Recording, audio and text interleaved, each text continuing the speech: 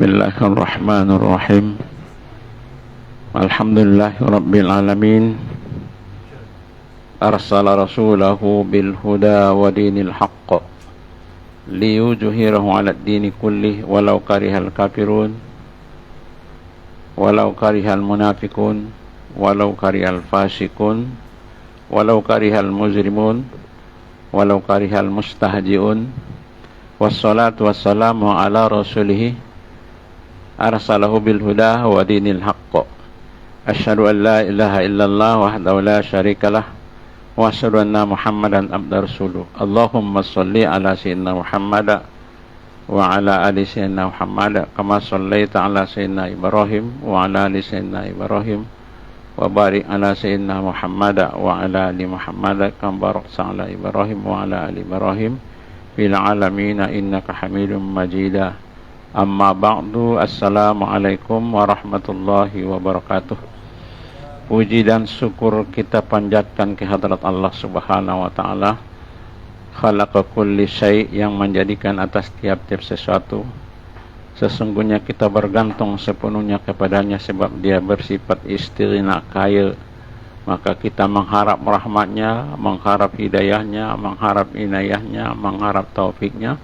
Mudah-mudahan kita berjalan di dalam ihdinas siratal mustaqim. Hati-hati tuan-tuan, sesungguhnya dunia ini adalah manis, tetapi bukan macam manis gula. Lemak bukan macam lemak santan, tetapi sudah banyak yang korban bertemu dengan Allah di dalam kehinaan. Salawat dan salam kepada junjungan kita Nabi Muhammad sallallahu alaihi wasallam, yang Allah utuskan Nabi akhir zaman, yang membawa risalah ammah ke seluruh kafah, kepada seluruh umat, bukan khusus kepada Bani Israel, bukan khusus kepada bani-bani yang lain, tetapi kafatan linnasi, semua untuk manusia, yaitu risalah Nabi Muhammad sallallahu alaihi wasallam. Kitalah umatnya akhir zaman. Sesungguhnya kita bertemu dengan Nabi akhir zaman yang Allah muliakan. Sesungguhnya Nabi akhir zaman ini diwajibkan di dalam salat. Kalau kita syahadat, di dalam solat tidak disebut syahadat kita batal. Jumhur ulama, sama ada Syafi'i, Maliki, Hambali, sesungguhnya wajib. Maka itulah Nabi kita Muhammad sallallahu alaihi wasallam. Yang saya muliakan para imam-imam kita di surau kita ini, Bilal-Bilal yang selalu mengkumandangkan azan, ejeke surau tuan-tuan dan puan-puan barangkali ada, wallahu a'lam. Jadi pengajian kita malam ini kita masih muka surat 97 sebab. Hari itu kita bincang sebab, sebab kita akan uraikan. Cuma ada dipesankan rajulun yadari wa yadari li'annahu la yadari. Ini paling berbahaya. Maksudnya kedudukan seorang, macam dia tahu hakikatnya dia tidak tahu. Ini sangat berbahaya. Saya ada ceramah jalan ke Kuala Lumpur, kemudian datang pengurus susunan berjumpa dengan saya. Kata dia, orang yang mendengar ceramah makin sikit itu musibah, menunjukkan bala Allah sudah hampir. Sebab kejahilan adalah musuh yang paling berat di bawah langit dan di atas bumi. Dia tanya saya, macam mana Ustaz? Saya bagian Quran. Kata dia, makin kurang orang, bermakna musibah. Sudah hampir kemurkaan Allah Subhanahu wa ta'ala. Bila di dalam rumah kita banyak yang tidak salat daripada yang salat, musibah tuan-tuan. Di dalam keluarga kita banyak yang salat dan yang tidak salat. Yang salat kurang, yang salatnya banyak, yang meninggalkan salat, musibah. Tiha rajulun yadari wa yadari li'annahu la yadri. Seorang laki-laki ataupun seseorang itu, dia macam tahu, macam dia tahu, hakikatnya dia tidak tahu. Ini paling berbahaya. Disebut jahil basit. Kejahilan yang sudah berterabur, berhamparan. Sangat berbahaya. Itu yang banyak di akhir zaman. Ini paling berbahaya. Nak rawat dia satu perkara yang sangat sulit, tetapi tak dirawat sangat benda yang sangat berat. Itu yang kita nak bincang pada malam ini. Sebab masuk waktu solat zuhur, sebab wajib solat zuhur. Bila sebab saya solat zuhur, sebab sudah masuk waktu tetapi sudah ada masyrut yang disyaratkan dalam solat tadi. Sudah ada rukun-rukunnya, sudah ada yang muakkadnya, sudah ada yang wajibnya, sudah ada yang tuan-tuan, yang asas, yang paling asas yang dibebankan kepada umat Islam, kalau boleh tak boleh lari. Apa dia rukun Islam berapa, itu wajib tak boleh lari. Rukun iman berapa, kena tahu, tak boleh. Kalau seorang Muslim tidak ada sebab, tak tahu. Kemudian hukum Islam berapa? Kalau tak tahu dia, habis itu di mana Islamnya tersepit? Di mana tergantung? Sebab itu rukun. Kemudian arkanuddin berapa? Kalau sekiranya ini tak tahu, habis itu di mana yang dia silit sebab bersunat? Situ saja. Sebab dia potong ujung tu. Hati-hati tuan-tuan, berhati. Ini semua rukun Islam yang kita tak boleh lari. Berapa rukun iman, berapa rukun Islam, berapa hukum Islam, berapa arkanuddin, berapa hukum wad'i, dan berapa hukum akal, apa dia hukum akal dan apa dia hukum adat. Ini asas. Kalau sekiranya dia tak dapat benda itu, habis itu di mana? Berjalan ke mana dia itu? Jadi kena hati tuan-tuan, jangan buang masa. Sesungguhnya masa kita ini sangat pendek. Kalau kita gunakan mengaji tiap detik pun tak cukup lagi dah. Apalagi ceput-ceput macam ini, tak cukup tuan-tuan. Itu yang kita sebut tadi, bila sudah ada sebab, sudah ada masbuk yang disebabkan. Apabila saya sudah nak sembahyang solat zuhur, sudah ada di sana beberapa perkara. Apa dia tuan-tuan di dalam? Apabila saya sebab, sudah qasdu syai'in muqtarinan bi fi'li, qasad sesuatu sudah besar perbuatan. Perbuatan tadi sudah ada peraturan. Qasad tadi sudah terbagi kepada tidak. Ada qasad nafsi, ada qasad ruhi, ada qasad tafsiri. Kalau ini kita semua abaikan, habis itu kemana kita nak berjalan tuan-tuan? Saya bukan tujukan kepada tuan-tuan, kepada diri saya. Kalau yang dimaksudkan qasad nafsi, apa dia? Diri saya, apabila saya ada qasad nak sembahyang, bermakna kemana saya nak pergi? Tentu ke surau atau masjid. Qasdun nafsi disebut. Apabila saya berada di surau ataupun di masjid, tujuan saya untuk sujud. Oke tuan-tuan, kemudian setelah kita tinggalkan qasad nafsi, bermakna masuk kepada qasad ruh. Persoalan qalbun, hati. Oke tuan-tuan, apabila saya sudah bersedia, sudah di surau, nak sujud, saya sudah tengok tikar sembahyang saya, kain saya sudah tengok bersihkan, oke, sudah bersih luar. Kemudian qasdun ruh, macam mana qalbun, hati. Allah tidak melihat pakaian kamu yang cantik, pakaian kamu yang warna merah tidak, yang putih tidak. Uruskan, jangan dia bocor, jangan rusak. Tetapi Allah yanzuru ila qulubikum, melihat kepada qalbun seseorang. Sebab itu yang ada nilai di sisi Allah. Kalau sekiranya qasdun nafsi tadi sudah oke, kemudian qasdun ruh di sana, sifat dengkinya ada, hasadnya ada, ujubnya ada, sum'anya ada. Buang masa tuan-tuan melakukan rukuk dan sujud kepada Allah. Tidak ada sia-sia. Ini yang kita takut. Untuk siapa? Saya tujukan diri saya tuan-tuan, bukan untuk tuan-tuan. Persoalan yang sangat besar ini dia. Tetapi umat-umat akhir zaman bagi dia ini tak ada beda. Sebab di dalam sembahyangnya sudah tidak ada disemut. Tak ada lagi tamalluqan, satu kerinduan di dalam solat. Dia cuma buat saja. Apa punca dia tidak ada tamalluq, maksudnya satu kerinduan, atau raghaban, maksudnya satu kesukaan dalam solat? Sebab tidak ada khauf, tidak ada takut. Bila tidak ada khauf, seseorang itu melakukan ibadah, mana tidak ada roja, tidak ada mengharap. Bermakna apabila dia tidak mengharap, maka doa dia selamba saja, doa gitu aja, qalbunya kosong tetapi mulutnya bercakap doa. Bila sampai di sana bermakna dia tidak ada tawakal. Patutnya yang tadi, yang atas tadi yaitu apa dia? Khauf, raja segala-galanya. Cemas, takut. Baru ada roja, mengharap dalam ketakutan tadi. Ada kemaafan. Baru dia doa, berdoa. Maka ini dia satu kawalan untuk mengharapkan tadi, takut dan mengharap, kemudian baru tawakal. Fa iza azamta fatawakkal 'ala Allah. Kalau itu yang ada bagi kita, kemudian kita sudah roja, sudah ada khauf, sudah ada roja, sudah ada doa, sudah tawakal, bermakna kita sudah diangkat kepada martabat burung. Tuan-tuan, dia tak sebut manusia. Sudah diangkat kepada martabat burung.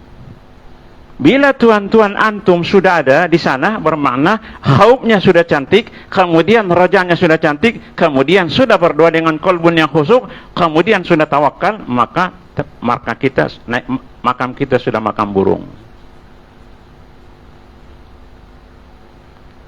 Allah puji burung melalui hadis Nabi.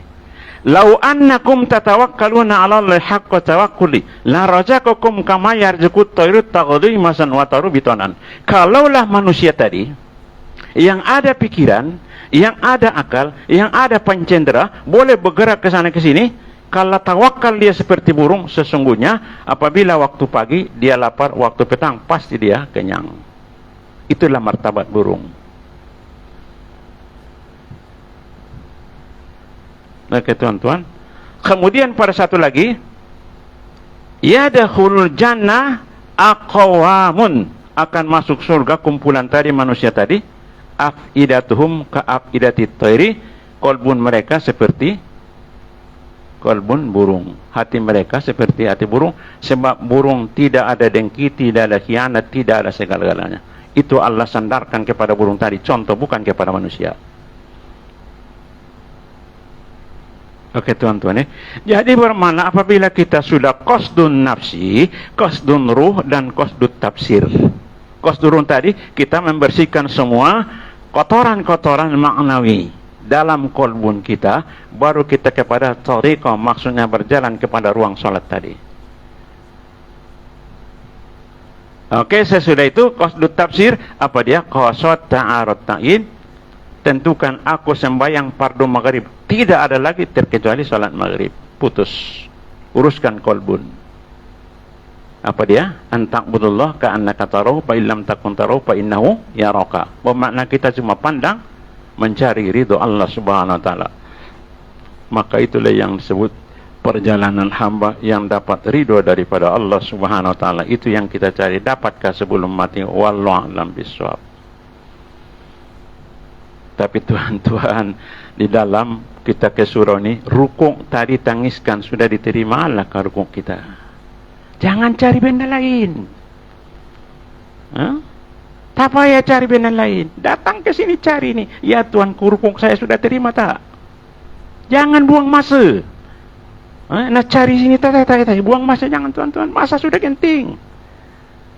Malaikat maut sudah menunggu. 60 tahun sudah. Ujung. Meniti di titian yang sudah lapuk semua, pijak di kanan kiri semua, dan tunggu jatuh. Apabila saya sujud, ya Tuanku sujud saya sudah terima tak? Ini yang nak ditangiskan. Apabila saya kirat saya bacaan saya sudah terima ya Allah, ini yang tangiskan, cari dia.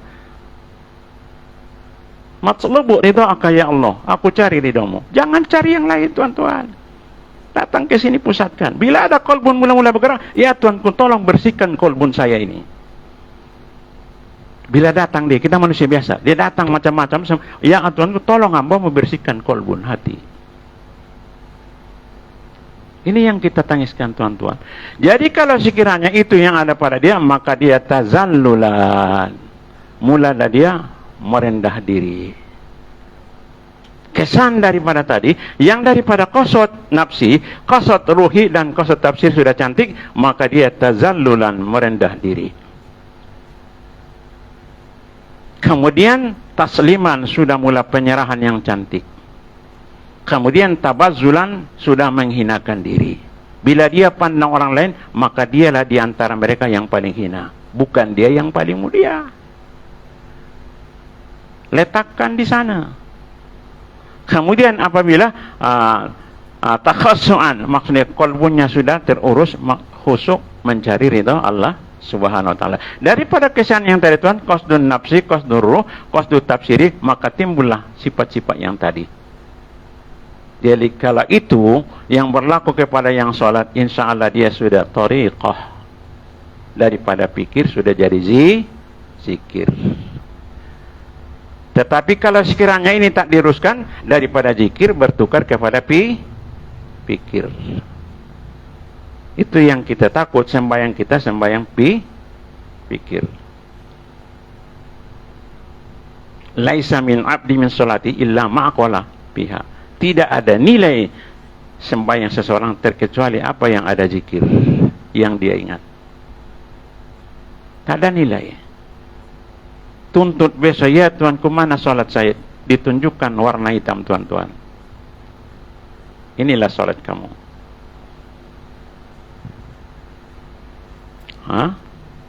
Kamu salat tapi inilah dia. Kamu tak dapat bayangkan sebab dia gelap, hitam. Itu yang kita takut, tuan-tuan.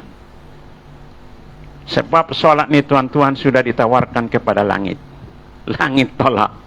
Dia tahu ni beban yang berat. Ditawarkan kepada laut yang hebat, dia tolak. Ditawarkan kepada semua tolak.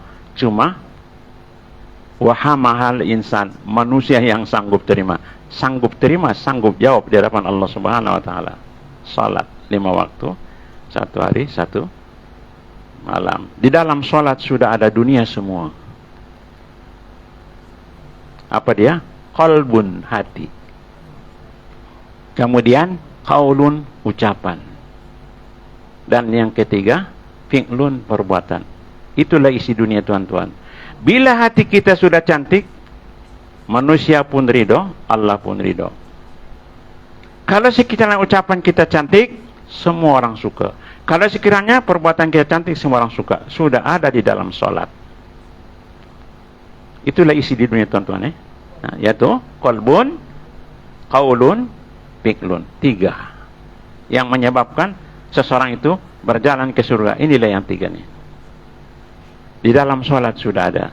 Bermakna apabila seorang sesolat, bermakna hatinya dia sudah, aku sembahyang fardu lillahi ta'ala. Pasti. Itu dalam qalbun. Kemudian sudah mengucapkan ucapan yang elok, bacaan tingkat. Orang yang sembahyang tidak ada menyanyi. Bermakna sudah terurus lidahnya.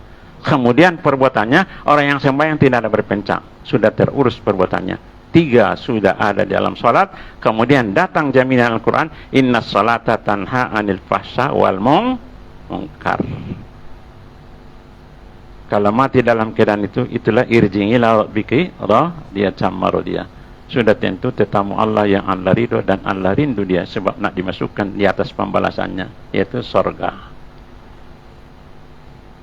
Oke, tuan-tuan, jadi puncaknya semua salat. Jadi saya pesankan kepada saya, tuan-tuan, di dalam urusan salat ini kita coba cari, kita dapatkan apa yang di dalam salat, dalam nutuk qiraatnya, dalam rukuknya, dalam sujudnya, di dalam hal-hal yang lain. Berapa yang fardu dalam salat, berapa yang muakkad, dan berapa yang sunat, yang ayat, dan berapa yang rukun. Itu wajib diketahui di dalam perbahasan hukum PK. Kalau sekiranya dia tidak tahu mana yang muakkad, mana yang rukun, mana yang wajib, sembahyangnya tidak sah dan tidak diterima. Itu memang dijelaskan dalam bab PK. Sebabnya takut dia beranggapan yang sunat muakkad dia ingat yang fardu, ataupun yang fardu dia ingat rukun. Jadi di dalam bab PK termasuk dalam kitab Fiqhul Wadi, di sana ada jelas sesungguhnya orang yang tidak mengetahui syarat-syarat ini, maka sembahyangnya mardudatun, ditolak, tidak diterima. Oke, tuan-tuan, jadi dalam pengajian kita ini, usul fiqh kita sudah muka surat 97 sebab. Apa dia sebab? Daripada sebab sudah bertali-tali. Yang kita bincang hari itu, sebab masuk waktu, sudah ada sebab masuk waktu, sudah wajib sembahyang zuhur. Apabila kita nak sembahyang sudah disunatkan ajan, sesudah kita ajan sudah disunatkan qamat, sesudah qamat maka tidak dibolehkan lagi sembahyang sunat. Itu semua ada aturan dia. Wa iza uqimatis salatu fala salata illa allati uqimat. Kalau sudah Allahu Akbar, Allah, jangan salat sunat lagi. Tetapi sebelum Allahu Akbar, Allahu Akbar, saya sembahyang, teruskan sembahyang. Sebab tadi perkataan iza uqimatis shalah, apabila dikamatkan salat, Allahu Akbar, Allahu Akbar, jangan sembahyang sunat lagi, tidak dibolehkan lagi. Tetapi sebelum qamat saya sembahyang sunat, tidak halangan dengan hadis tadi. Teruskan sembahyang tadi.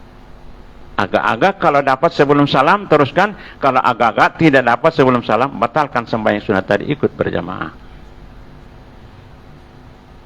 Ada sebagian kadang-kadang bila sembahyang, hari itu saya jumpa satu tempat, dia sudah sembahyang, maksudnya nabir separuh lah, satu rakaat sudah naik habis, kamat, astagfirullah, kata dia, batalkan sembahyang dia. Dalam usul fiqh, teruskan sembahyang tadi, sebab yang kita buat tadi bukan menyalahi.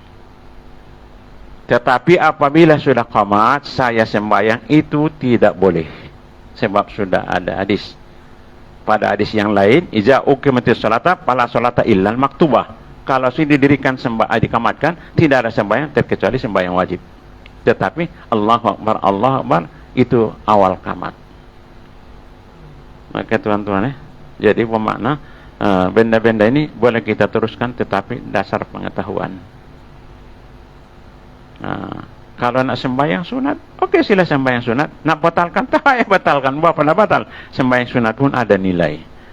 Kalau rasa-rasa dapat, berjamaah sebelum Assalamualaikum. Saya di rakaat yang terakhir dapat fadilat berjamaah, dapat yang sunat. Tapi kalau rasa-rasa Assalamualaikum, saya rasa tak mungkin. Sebab kita sembahyang sunat baru nak qamat. Waktu qamat pun kita sudah hampir satu rakaat habis. Kemudian itu dan itu susun-susun lagi, sudah memang dapat. Jadi teruskan sembahyang sunat tadi, jangan batalkan. Oke tuan-tuan, Oke. Saya kalau ada tanya boleh saya break sekejap. Ada soalan?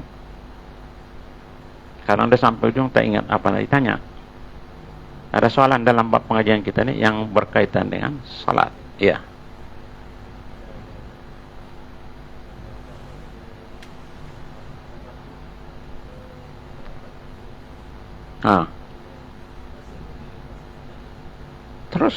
Teruskan. Bukan dapatkan takbir, sebab yang saya buat tadi perkara pahala juga. Kemudian saya ikut imam pun dapat pahala di sana pahala. Tapi kalau agak-agak tidak dapat salam, Assalamualaikum, kata imam tadi, kita sudah tak dapat lagi. Pada ketika itu boleh dibatalkanlah, supaya kita dapat sholat berjamaah. Tetapi rasa tidak macam itu. Sebelum qamat kita sudah sholat. Biasanya sebelum salam imam kita dapat masuk dalam berjamaah. Teruskanlah. Dapat takbir yang pertama tadi sebab saya dalam ibadat. Kalau sekiranya saya minum kopi, itu rugilah. Tak dapat takbir awal beserta imam. Ini ibadat dengan ibadat. Saya sudah dahulukan takut, dan maksud ibadat saya sudah terdahulu daripada yang tadi. Sana ada fadilat, tapi ini saya sudah terdahulu. Itu kata dia, kalau sama-sama jangan buat. Itu dikatakan iza uqimatis shalah, apabila dikamatkan salat. Iza zarful limamadon di dalam bahasa, dalam ilmu nahwu. Apabila sudah dikamatkan salat, jangan buat lagi salat terkecuali fardu. Saya belum qamat, saya sudah sembahyang. Oke, teruskan. Ibadat di dalam ibadat. Takbir memang betul besar, tetapi saya di dalam ibadat. Tetapi kalau sekiranya tidak dapat salam tadi, fardu kifayah, oke, maka boleh saya lepaskan yang sunat tadi, masuk kepada jamaah. Boleh. Jadi tidak ada halangan. Oke, ada soalan tuan-tuan lagi? Kalau boleh coba tanya yang apa nih, yang kita tak paham, maksudnya yang boleh kita bincang. Oke, boleh. Oke, boleh. Jadi melalui sebab tadi, sesungguhnya sebab cukup nisab harta, maka wajib berzakat. Cukup nisab dan haulnya baru wajib berzakat. Itu pendapat mazhab yang 4. Dan disebut milkut tam, milik yang sempurna penambahannya. Apabila cukup haul dan nisab, ujung tahun keluarkan zakat, tapi milik tadi milik yang sempurna bila-bila kita boleh dapat harta tadi. Kalau sekiranya ada utang kawan kita tak pasti, maka tidak wajib zakat, sebab kita tak pasti dapat ke tidak. Itu ini dalam perbincangan mazhab yang 4. Adapun yang dikatakan Daud Johiri, maka mereka memperdapat walaupun tidak cukup nisab, maksudnya ukuran dia pada akhir tahun, asal ada pendapatan wajib keluar zakat. Ada pendekatan sebagian kepada pahaman Daud Johiri, mazhab Johiri. Kalau tak banyak orang yang tak berzakat, dia maksudnya pendapatan dia 30.000 sebulan, tetapi keluar semua sebab banyak nak dibayar. Sampai bila-bila dia tidak berzakat, maka diambil pendekatan Daud Johiri. Maksud dia, Ibnu Azmi kata dia ada pendapatan wajib zakat. Jadi sini ada khilaf lah di dalam perbahasan ini. Jadi ada ketikanya kita keluar daripada mazhab, melihat kepada maslahat yang penting. Kalau kita sekiranya tak buat macam tadi, bermakna ada yang apa ni, tapi dia banyak keluar duit, ujung bulan habis. Sebab banyak dia kereta 12 biji. Contoh dia kan, habis. Jadi dia takkan berzakat lagi dah. Jadi dia diambil pendapat Daud Johiri, yaitu orang yang ada pendapatan walaupun tidak berkumpul di ujung tahun wajib keluar zakat. Ada pendekatan ke situ, perbahasan kepada mazhab Johiri. Oke tuan-tuan, jadi masuk apa cukup nisab dan cukup haul, wajibnya berzakat. Kemudian apabila kita berudu, kemudian sempurna udu semua, sesungguhnya udu tadi adalah perjalanan kepada wajib solat. Tetapi tak mestinya orang yang sudah berudu dia solat. Dan orang yang solat tidak pasti berkait dengan udu. Sebab ada udu yang tidak sempurna, maka solatnya tidak sah. Itu dia kata dia dua yang berbeda. Sebab udu tadi dengan solat tadi dua yang berlainan tetapi berkait. Boleh paham? Bermakna udu tadi dia tidak ada di dalam solat. Oke, ada orang yang berudu tapi dia tak sembahyang, sebab dia bukan di dalam solat. Ada orang yang solat berudu bersolat tetapi sembahyang dia tak sah, sebab udunya tidak sah. Oke tentunya itu dikata dia. Maksudnya dua yang berbeda. Musabab dia, maksudnya dia boleh berudu tapi tak mestinya salat. Dan apabila dia sudah berudu, mana tak mestinya sembahyang dia sah, sebab mungkin udunya tidak sah, sebab dia dua yang berbeda. Boleh tuan-tuan paham boleh? Ini usul fiqh, ini dia berpusing-pusing sikit. Ini istilah usul fiqh, namanya pun usul fiqh kan, dia akan berpusing-pusing. Jadi makna apabila kita pendekkan apa ini supaya kita dapat memahami dia lah. Kalau kita baca dalam kitab saja yang tak jadi itu, jadi kita dapatkan apa dia supaya kita boleh paham. Bermakna wajib sembahyang mesti ada udu. Kalau sekiranya tidak ada udu, maka sembahyang tidak boleh dilakukan. Tetapi apabila orang yang berudu tidak mesti wajib sembahyang. Oke tuan-tuan, ada soalan? Ada nak ditanya?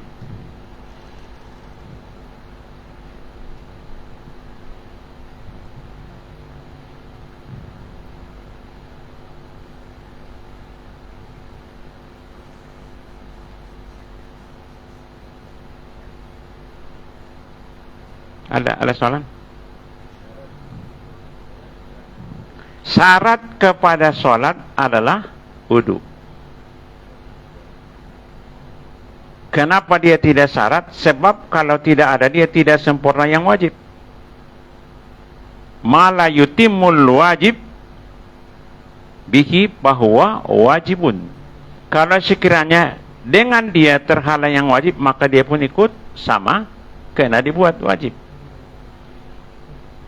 Sedangkan udu tadi di tempat yang lain, tetapi kalau sekiranya udu tadi tidak ada, kita tidak boleh salat.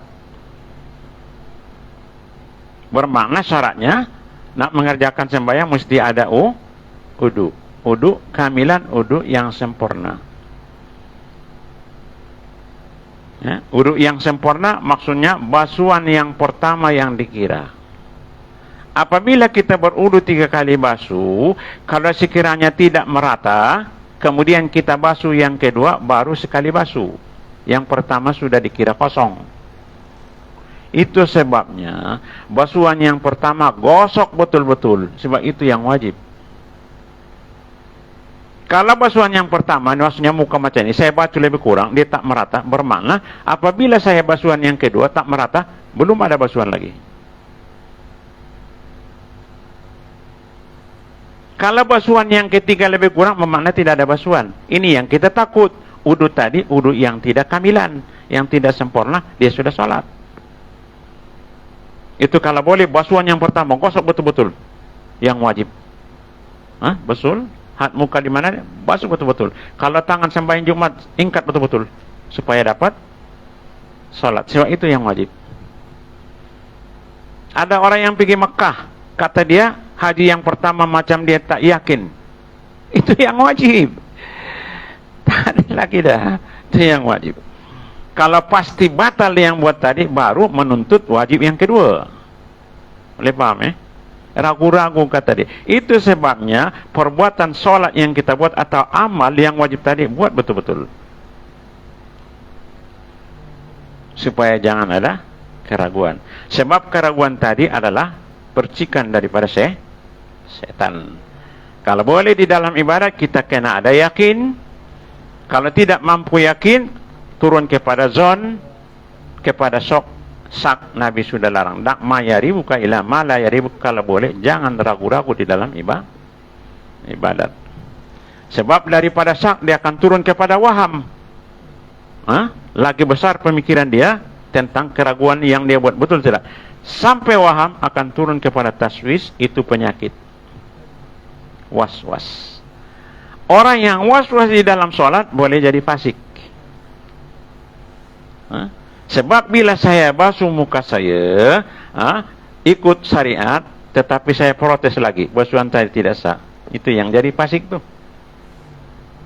Boleh paham tuan-tuan Faghsilu wujuhakum. Saya basuh muka, itu Quran. Bila saya basuh muka saya, kemudian saya was-was. Was-was di mana? Bermakna seakan-akan yang diarahkan Quran tadi sudah saya buat was-was, seakan-akan dia memprotes Quran. Ini yang boleh jadi fasik. Jadi was-was, jaga-jaga. Karena sesungguhnya ia boleh merusakkan kepada ibadat dan boleh merusakkan kepada akidah. Itu yang sebut tadi, daripada yakin turun kepada zon, daripada zon kepada syak, daripada syak kepada waham, daripada waham taswid. Itu sudah penyakit. Was-was sudah penyakit. Oke, yang seeloknya ibadat kita yakin. Kalaupun zon bolehlah dalam kira-kira 90% ataupun 85%, zon tadi itu masih oke lagi. Tapi yang seeloknya adalah yakin. Apa dia yakin? Seperti kita tahu api adalah membakar. Yakin tak? Itu yang disebut ainul yakin. Saya pandang oleh mata saya, sesungguhnya api tadi jelas membakar. Oke? Kemudian tamamul yakin, saya tidak bantah lagi. Menurut pemandangan saya, sesungguhnya api tadi membakar. Kesempurnaan keyakinan, tetapi belum hakul yakin. Apa dia hakul yakin? Apabila saya masukkan tangan saya ke dalam api tadi, terbakar. Itulah hakul yakin. Kalau boleh, inilah di dalam sholat kalau kita mampu. Sudah sampai kepada wa'budullah ka'annaka tarahu fa illam takun tarahu fa innahu yaraka. Itulah makam dia.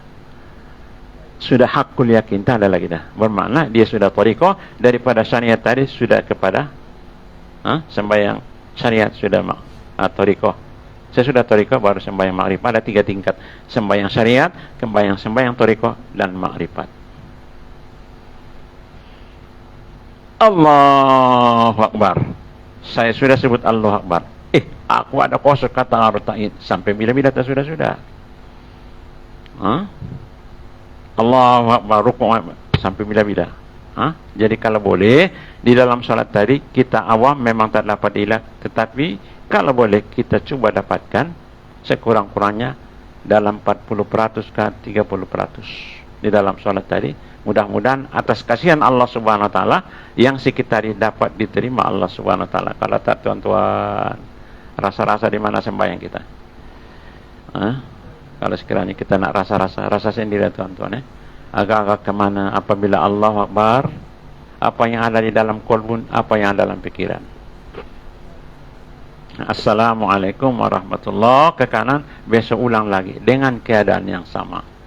Assalamualaikum warahmatullahi, besok dalam keadaan yang sama. Inilah salat yang kita akan bentangkan di hadapan Allah Subhanahu wa taala.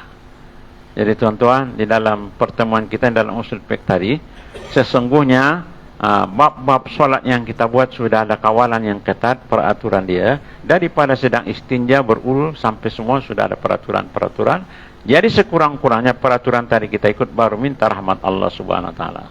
Kalau sekiranya istinjanya tak betul, kemudian wudu tak betul, kemudian kiraannya tak betul, nak minta di mana? Dah salah. Saya sudah waktu di KUM terbuka rahasia. Ada yang dalam kertas pemeriksaan itu, tolonglah Ustaz, anak ramai. Kata dia jangan mengulang kertas lah, sebab dia duit kan. Terbuka mengamuk pencara tuh. Kamu ingat main-main ke di sini apa nih orang mulai, kata dia. Baru terbuka rahasia. Rupa-rupanya ada yang macam itu. Jadi manusia itu macam-macam pemikiran. Dia minta dalam kertas itu, kata dia tuan, dia tak dapat isi. Kata dia minta kepada pencara tadi, tolonglah sebab anak ramai. Maksudnya nak mengulang kertas kan susah. Jadi terbuka, jadi mengamuk dia tak nak kali kedua, kata dia. Bila kali kedua, kata dia tak tengok, dia terus koyak, dia buang. Jadi manusia itulah namanya manusia. Jadi mudah-mudahan kita manusia insan tarik, jangan kita berperang di dalam sholat seperti perang yang seperti itu. Ya Tuhanku, terimalah ibadah saya, Fatihahnya tak betul. Ya Tuhanku, terima istinjanya tak betul. Ya Tuhanku, rukuknya tak betul. Kita nak bergurau dengan Allah. Coba dapatkan semua, kita ikhtiarkan semua, baru faiza ajamta fatawakal, Allah serahkan dengan dia. Sudah ada persyaratan. Kolbun kita ni tak dapat diuruskan. Memang sudah ada hadis, awalu ma yurfa wa la yulma al-khusu hatta la tara khasian. Memang sudah dicabut daripada kolbu kamu tentang kehusukan. Kita mengharap mudah-mudahan Allah ampunkan kita. Tetapi yang tadi tidak. Yang rukuk dia, yang sujud dia, istinja dia, qiraat dia dan yang lain itu tidak ada kemaafan. Kena cari dengan sebolehnya. Terkecuali sudah al-i'tijar, keujuran tidak boleh, baru minta kepada Allah, Rabbana la tuhammilna ma la taqata lana bi. Ya Tuhan, janganlah bebankan, memang saya tak boleh lagi bawa. Tapi kena sungguh-sungguh. Apa sungguh-sungguh? Contoh dia, Imam Syafi'i setelah itu dan itu nak mengarang kitab, maka duduk di kelas bahasa Arab selama 20 tahun.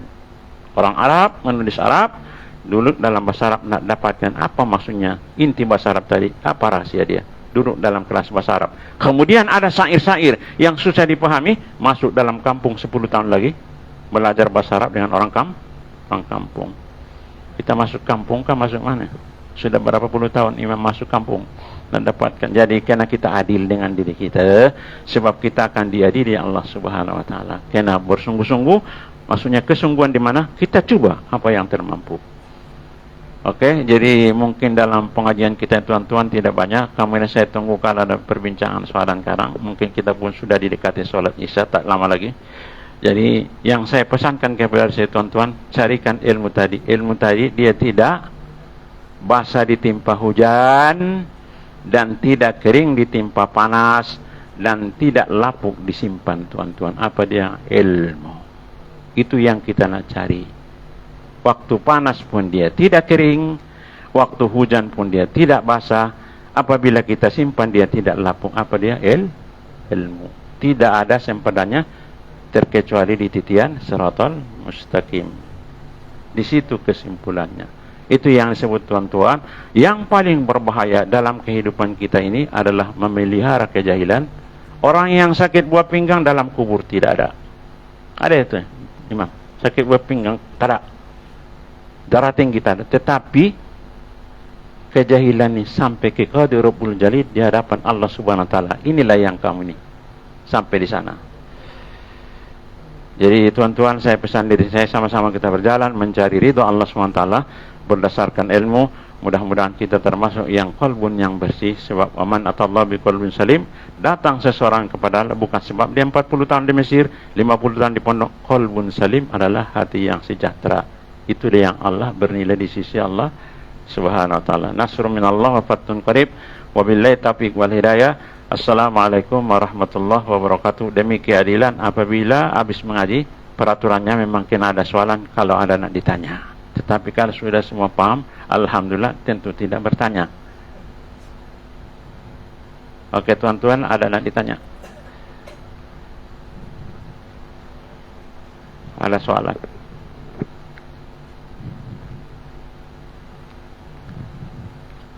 Ada yang tanya tuan-tuan ya? Oke semuanya? Ada soalan tak? Kemudian bagi kita yang sudah di depan imam, ada dua pendapat. Sama ada takbir tadi panjang ataupun pendek. Allah sampai atas, kata dia sunat, ataupun sama ada pendek. Tetapi bila kita buat pendek, jangan campur-campur, makmum keliru. Boleh paham tuan-tuan? Kemudian kalau boleh, tahiyat awal pendekkan sikit takbir tadi.